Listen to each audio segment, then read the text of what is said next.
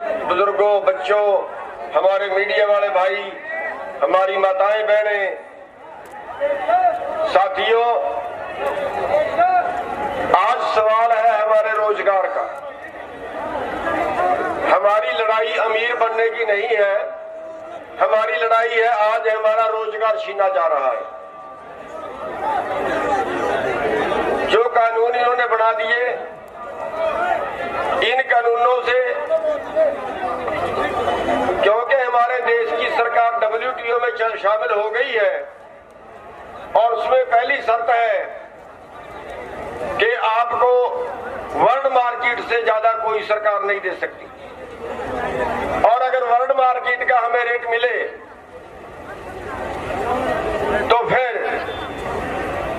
हमारे धान का रेट होगा 1100, जो बिहार में आप देख रहे हैं। फिर हमारी गेहूं का रेट इस बार मार्केट में रहा 1500।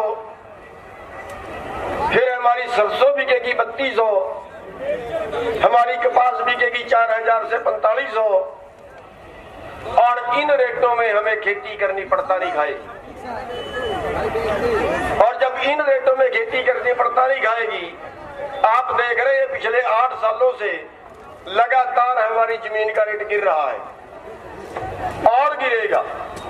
जितनी फसल सस्ती होगी उतना रेट और गिरेगा, और जब और रेट गिरेगा तो हमें खेती करनी पड़ता नहीं खाएगी, हम उस जमीन को बेचेंगे और आपका पड़ोसी नहीं खरीदेगा, फिर ये कंपनियां खरीदेंगी।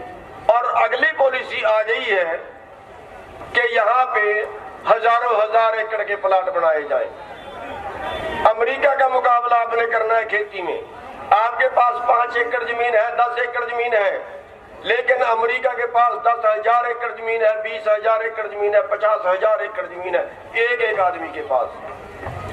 आपकी खेती जीविका है, अमेरिका की खेती बिजनेस है, और आप उनका मुकाबला जब नहीं कर पाओगे और वहां आधी जमीन खाली छुड़वानी पड़ती है, उनको आधी जमीन खाली के भी पैसे देने पड़ते हैं।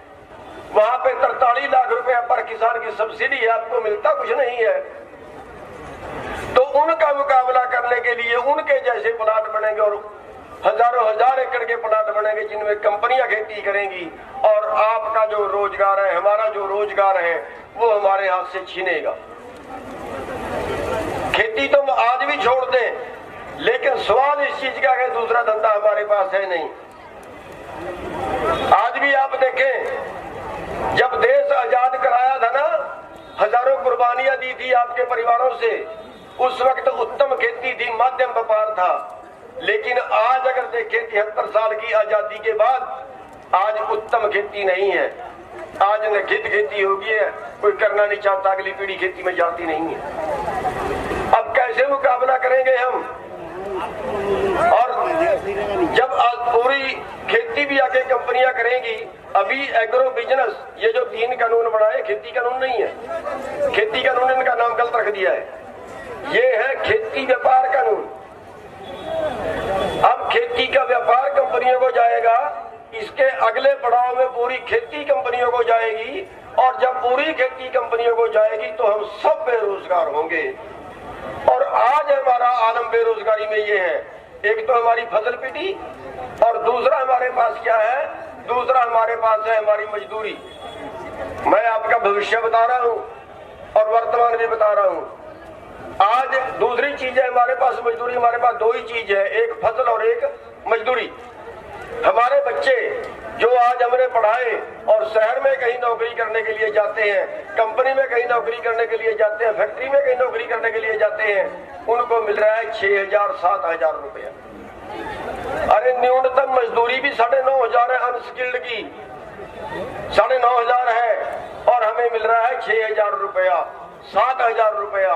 हमारे हिस्से की हमारी मजदूरी के पैसे भी 2,000-3,000 रुपये महीने के किसी और की जेब में जा रहे हैं। और ये जाते जाते आज पोजीशन ये है कि आज हमारा भुखमरी इस कदर है कि आज हमारा देश भुखमरी में 107 देशों में 94वें स्थान पे खड़ा है।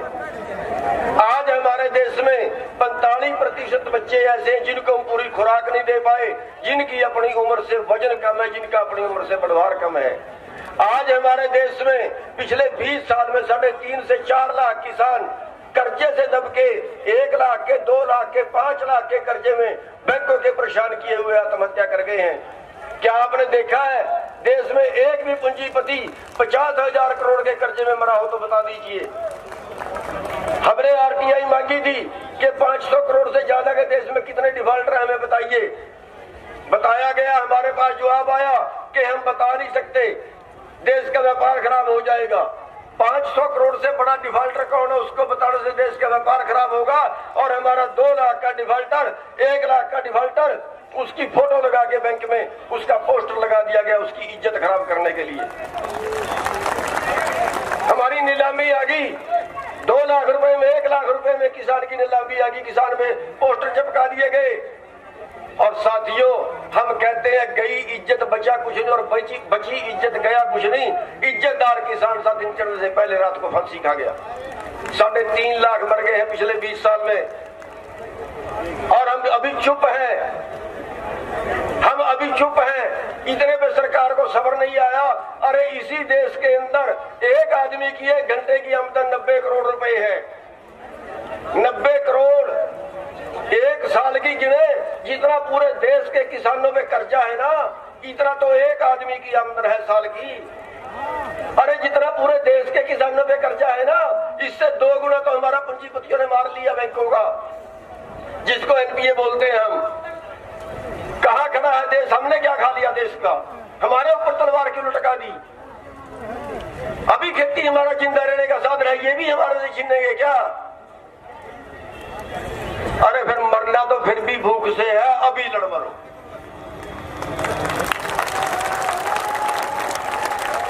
और रास्ता नहीं है हमारे पास। हमने कहा पीपली में रैली करेंगे, ये कहते हैं रैली नहीं करने देंगे, लठ हमारे सिर फाड़ दिए, हड्डियां तोड़ दी हमारी। गुंडे हैं ये, सिविल कपड़ों में अपने लोग इन्होंने खड़ाए, सिविल कपड़ों में इतने मोटे मोटे लठ देके सीधे लठ सिरों में मारे। हमने कहा दिल्ली रैली करेंगे, परमिशन दे दीजिए, कहा नहीं करेंगे। अंबाला से चले थे, 5 बैरियर रास्ते में आए, 5 जगह पानी के फुहारे मारे, 5 जगह मुकदमे दर्ज किए। 30-35 मुकदमे आज तक 307 के दर्ज कर चुके हैं ये लोग। क्या कसूर है हमारा? किसको मारने जा रहे थे हम? किसका इरादा कत्ल करने जा रहे थे हम? हम अपनी बात भी अपनी राजधानी में जाके नहीं कह सकते क्या? साथियों, आज हमारे पास चारा नहीं है, बिना लड़ाई के कोई चारा नहीं है। बस मैं 2-3 बात आपको बताऊंगा। एक, ये धर्म युद्ध है, ये समाज का युद्ध है। इस समाज के युद्ध में जो भाई इस युद्ध में शामिल ना हो, जो भाई इस लड़ाई में शामिल ना हो, वो चाहे किसी भी चुनाव में खड़ जाए, पंची से लेकर एमपी तक, उसको वोट मत डालना, चाहे काले चोर को डाल देना।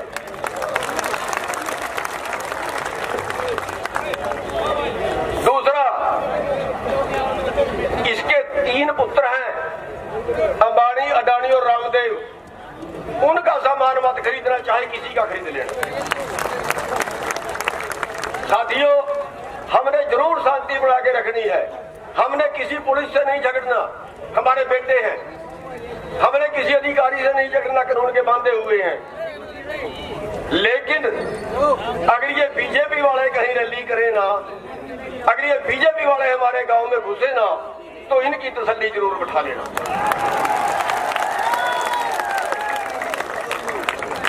साथियों, अभी हमारे हजारों नोटिस आ गए हैं, हजारों नोटिस, फोटो देख रहे हैं, गाड़ी की फोटो देख रहे हैं, जो दिल्ली गए थे, हजारों नोटिस आ गए। उसके पास नोटिस आता है, पुलिस में आओ, और जाता है तो दिल्ली में बिठा लेते हैं। साथियों, किसी ने नहीं जाना, किसी ने नहीं जाना दिल्ली की पुलिस के पास। और अगर दिल्ली की पुलिस आपको गिरफ्तार करने आती है, कई जगह से हमें शिकायतें आ रही है, यहाँ से आके गिरफ्तार कर लेते हैं, तो दिल्ली पुलिस को गिरफ्तार कर लेना, यहीं पे बिठा लेना, जो ऑफिस नहीं जानी चाहिए। और तब छोड़ना जब उस जिले के अधिकारी आके ये कहे कि अब के बाद इस जिले में पुलिस नहीं आएगी दिल्ली की, तब छोड़ना।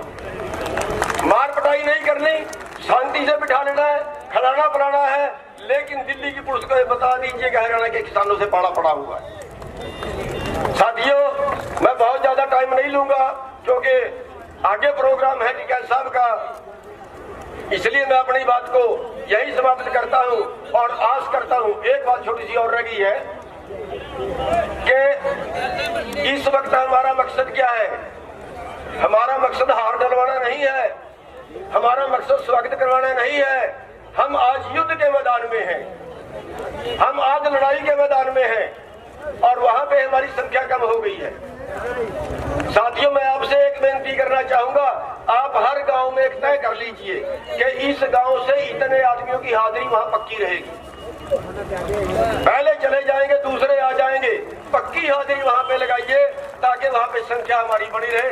अरे गुंडे हैं बीजेपी वाले, इनका नहीं पता, 3 बार हमला करवा लिया हमारे ऊपर, 3 बार हमला करवा लिया बीजेपी के गुंडों ने।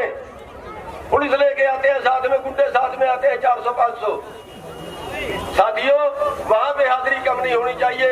आप तय कर लीजिए, गांव वाइज तय कर लीजिए कि इतने लोग आपके गांव से वहां पे परमानेंट रहेंगे। तो बस मैं अपनी बात को यही समाप्त करता हूँ। आपने टाइम दिया, अपने हमारी बात को सुना, बहुत बहुत